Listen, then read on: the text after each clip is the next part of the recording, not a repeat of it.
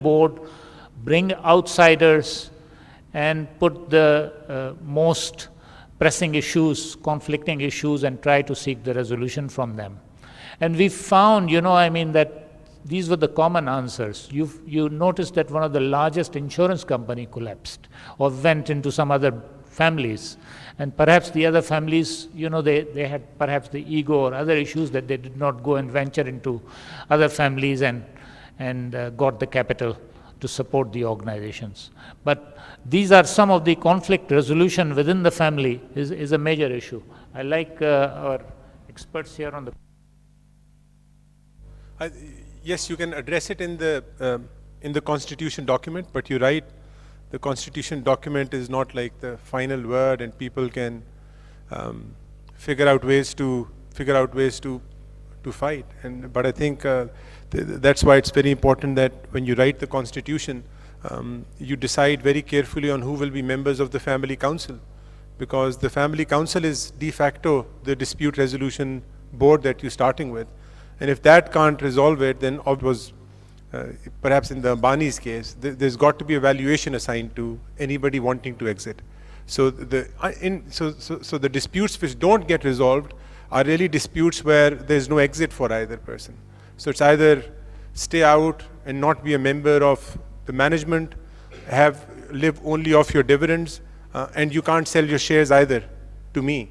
And I think the Ambani family conflict mentioned that the shares could not be sold out in the market, which is why one of his companies, which he was trying to sell to the South African telecom guys, could not be sold because the first right of refusal was with the other brother. So it's the way you draft it, and you've got to draft it carefully enough that there's clearly an exit clause for family members who will 5 years down the road pick up a fight with you. But there's got to be a way to buy them out or settle with them. One way that we've tried to actually resolve this is that most of, I would say majority of our family businesses are all publicly listed. So the value is what the share price on the market is. When a member does want to exit, he has two options. One is to go and sell those shares to an outsider, or he can offer those shares to a family member. What we've done is we've got a holding company, and usually these shares are then picked up by that holding company. So there's a way for the family member who does not want to retain shares of a particular business, or if he feels that the direction of the company is not in line with what he individually thinks, then there is a way to exit. And I think that's the way in which at least there's been conflict resolution within our family. Brand has a power, brand has an equity. Like you have gone out of Pakistan, आप सिर्फ manufacturing में गए हैं, or you are manufacturing there with your own brands, and you have some global brand strategy for your products. The place where we've gone outside actually is in manufacturing now is in Sri Lanka, and as I mentioned, this was back in the late 90s, so it's already 10 years. And there we went with the Packages brand. So the company is called Packages Lanka. As such, we are not selling consumer products there, we are in industrial packaging. So as such, there's no brand that we are selling, but yes, the Packages brand name is there.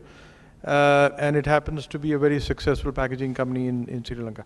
The only product that we are in where we have consumer brand is in our tissue products, with rose petal. And for that, we are already present in our neighboring country, in Afghanistan, also in Iran. We have already started marketing also in Central Asia, to make this brand grow. But of course, you have to have a niche for you to go global. In terms, or there's something in terms of quality that you can offer which is different. So it's an uphill task. It's not that easy, because you're then competing also with global brands.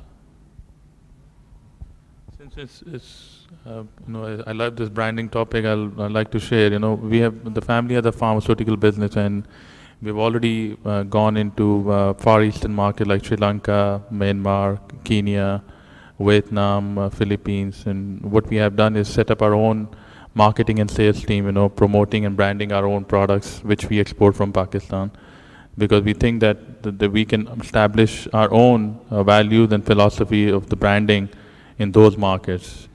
Secondly, I think we as a nation have one of the top textile products, which if you count in the world, which will be top second or third, And I think somehow we, as a nation, as a textile, haven't looked at this, making those textile products in a global brand. If you look at your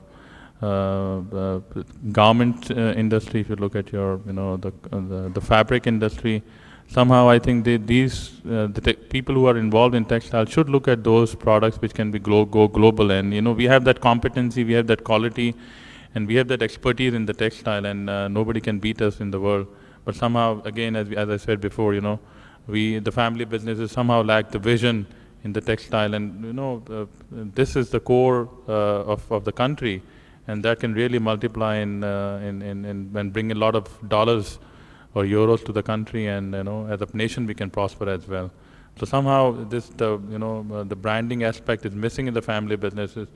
And there are huge textile groups, with huge businesses supplying to the Walmarts and JCPenney's and, Kmart's. And why can't we do our own brands, I just fail to understand this. Thank you. Okay, thank you very much. This was an interactive session also. And I don't think I need to really do a conclusion on this one. But the next subject is of corporate governance.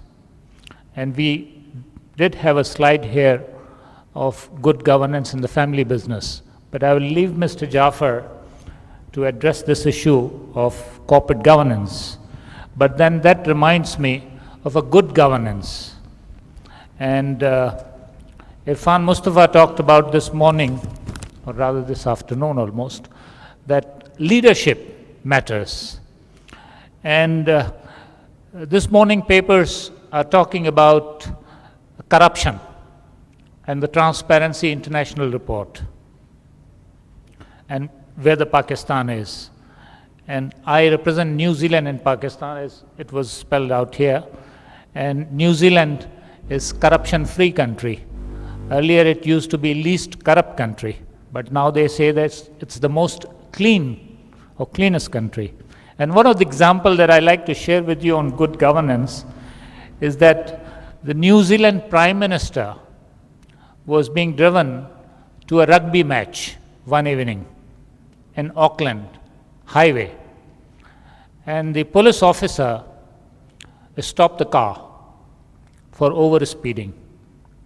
The driver came out and said that, "Officer, I am taking the Prime Minister to a rugby match."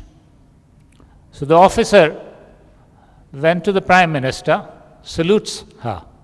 Helen Clark was the Prime Minister.